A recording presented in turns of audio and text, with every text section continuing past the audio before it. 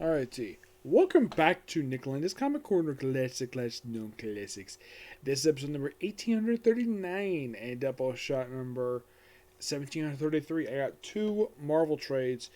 First up is a trade, the collect issues that was released from 2007 to about 2009. What book is it? You better find out.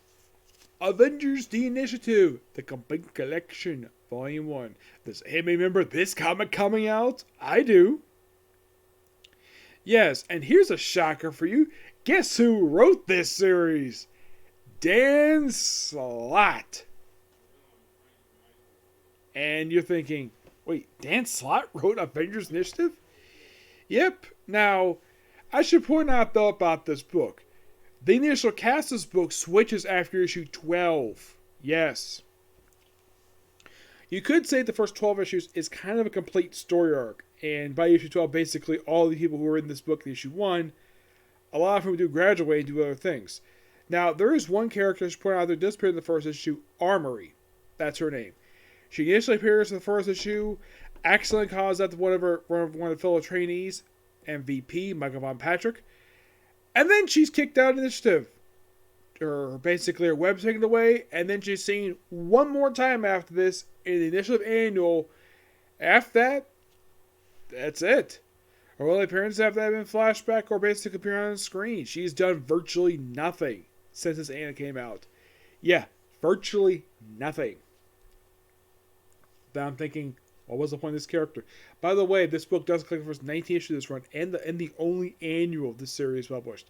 Yes, believe it or not, this series published an annual. Only one. They also published a one-shot for the character of Teal. The initial cast members we have for this series. Now, Dan Slott does write everything here. He does co-write a lot of it with the first 5 issues you said, but a lot of the rest of this is done by also Crystal's Gage. Yes, art by Selva Castali, Salvador Roca, Stephen Yu. With 1419, it's like, let's see, because of 1416, you have Bob Dunzo, Drew Jesse, Steve Kurth, Harvey Trino. Cover art by Jim Chang, John Tell, and John Percy. They do the first issue 3 through 5 in the annual. Jim Chung also does issue 2, co-writers with Dave Munkins and Justin Purser. 6 is done by Salva Castelli, and Salva Castelli does pretty much he does the annuals for 6 to 9, but Cody does issue 6 with Sander RAJ, Dan Rudy for 7, 8, and 10, and Paul Mintus issue 9. 11, 13, Stephen Yu. Mark Brooks basically does the rest of the stuff, with 14, 17, and 19 is Christina Strain and Edgar Cerrito. Now, the initiative, by the way, the first issue cover, is the 2-page spread. And here's a strange fun fact of you about this first issue. Despite the fact you have this big, humongous cover, only a handful of characters appear in this issue in the actual book itself. The first character that shows up in here is Gauntlet himself. He is a creator of Dan Slott. He made his first appearance in She-Hulk number 3. Here you go. And basically, he's recruited by Henry Peter Gyrick to be the drill instructor for Camp Hammond. And then we have debut of Cloud9. This character is still around, so makes occasional appearances. And here's War Machine under this artwork. Yes, this, believe it or not, is War Machine. I believe he's supposed to be the commandant of, he's basically the one who runs Camp Hammond. Camp Hammond. Camp Hammond is named after the Human Torch, Jim Hammond, who died back in New Avengers number 9, which came out just a few years prior to this one. And you have Armory. Let's see, where is she? When he had this guy MVP, this is actually his sole appearance, though there's stuff going on with him even after that. So, and here's the thing. Throughout some of the first 6 issues of this book, Gauntlet has got very terrible comments about the New Warriors. He constantly brings up how terrible of a superhero group New Warriors is because of the Stanford disaster. Justice, meanwhile, is written correctly in here. He does not take Gauntlet's bullcrap. And this becomes a plot thread throughout the first 6 issues, with Gauntlet constantly making terrible jokes about New Warriors. And this kind of unofficially helps sets up the New Warriors ongoing series that was launched not long after the start of this one was. Yes, believe it or not, that's entirely true. So, oh yeah, by the way, here's your full list of members you have for the opening issue. The one who does leave in the first issue. You have Hardball, Cloud9, MVP, Trauma, Armory, and Komodo. Armory leaves after this first issue because of the training thing caused the MVP. I'll get to more in a minute. Like I said, pops up in the annual, and that's it. That's it for Armory. It's like she was created simply just to pop up once again, and that's it. And she's one of two characters who wash out in these issues. The other, of course, is a guy called Butterball, who is issue 13.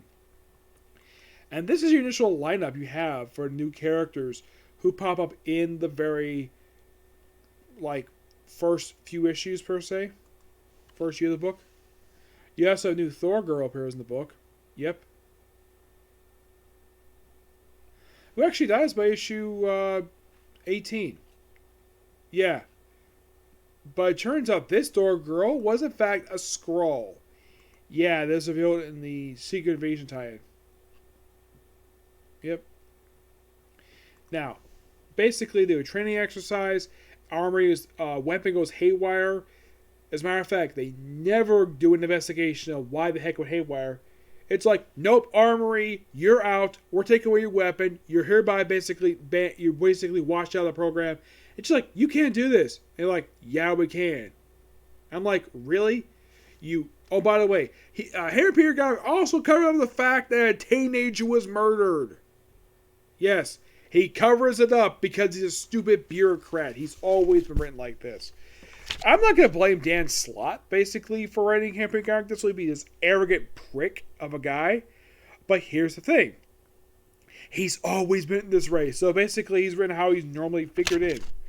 Oh, and by the way, Trauma. Fun fact with this guy. His father is Nightmare. The Doctor Strange villain.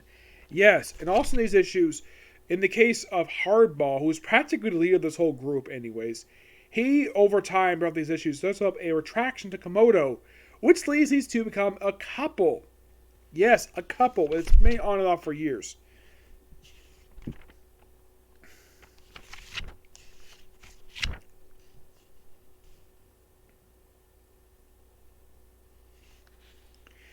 Yeah, and then by the next issue, which then we have basically still having Gauntlet doing his stupid comments about. And then we have a subplot in here that basically comes rearing his ugly head of our next story arc. Micah Von Patrick's body, where it's cloned. And apparently Henry Gyrich basically proved this. Oh, and by the way, the person in charge of this project is a Nazi scientist. Yes, seriously. Henry Peter Gyrich is running with a Nazi. Of course. So he creates, supposedly, now it's real in the book he created 3 clones. But actually he created 4. The 4th was a freaking maniac. Yeah, so they get to fly. And nobody else dies after the first issue per se. Well, they think they do anyways, but Hydra. Really fun stuff here.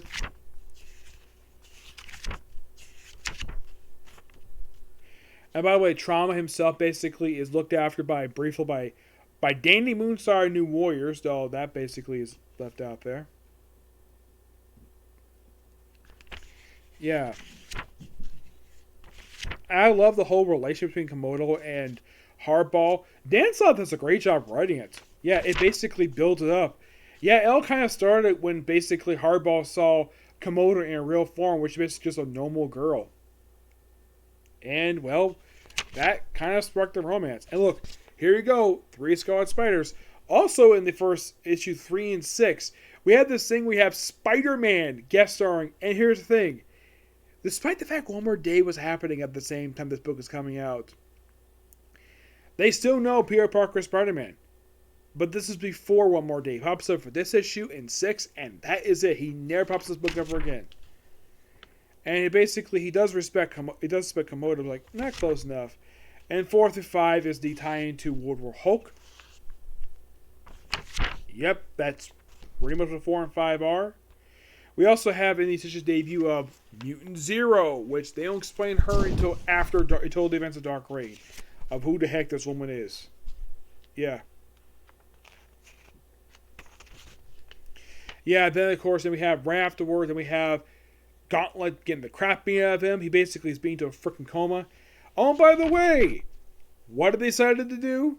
Well, have the former New Warriors thrown in a freaking cell because they dare say anything bad about them. So all New Warrior suspects. You have Rage, Ultra Girl, Slapstick, and even Justice.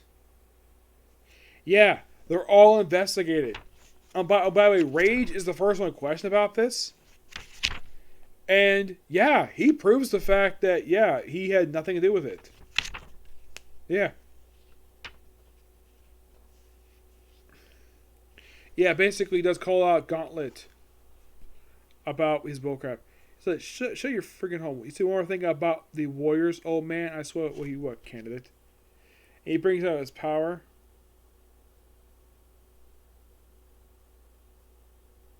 Yeah, so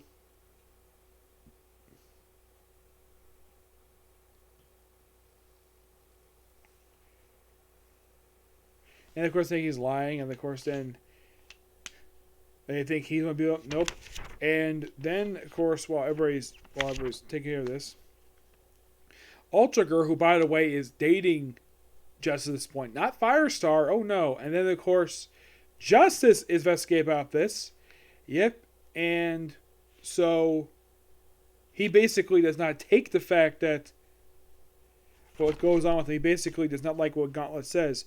And he does point out, though, if his power, he basically used telekinetic power. He used to move rocks. He used to beat the crap out of Gauntlet that way. And then they investigate the crimes later. Oh, and by the way, it's kind of revealed by the end of this that they say it's actually Ghost responsible for beating up Gauntlet, but actually it was Slapstick. Yep, Slapstick was gonna beat the crap out of him. He's like, you think he's so funny, cracking jokes with my dead friends, huh?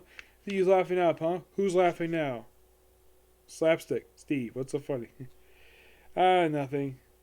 You had to be there. Yep. That's pretty much in the way. Oh yeah, by the way, it was actually issue 7, not 6. My mistake about that. So, yeah. So, then we have a return to the Volturians in this issue. Yes, the Volturians. They're from the old Web of Spider-Man issue. From the 80s. And one of them was a woman. Yep. So, after this issue here, it is definitely confirmed. I can never say this. He's never seen it again in the book. Yeah. So, more so with Hydra, a little backstory on Gauntlet. Yeah, this is basically, and we have the annual going on in this book because just cuz. Then we also introduce the Libertines, which they actually reveal at the end of the story that one of them is actually a Skrull and it's a revolutionary. Yep, he's a Skrull. The point of that, Sub-Secret Invasion. Yep. Issue 8 basically has Eric O'Grady joining the team. No, seriously. Eric O'Grady, a.k.a. the third Ant-Man.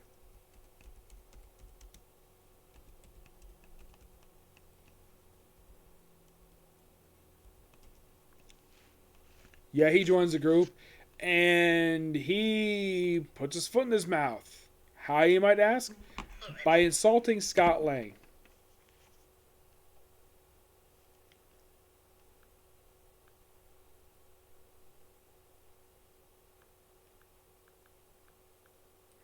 And so Cassie Lane proceeds to beat the crap out of him because he brought up this, get this, something he actually did. And what was that? Peep on Miss Marvel when she's taking a shower. Yes, that is something that he did. But I'm going to have to stop right there because dinner's ready. So part 2, I'll discuss more about this, okay? See you next video. Bye.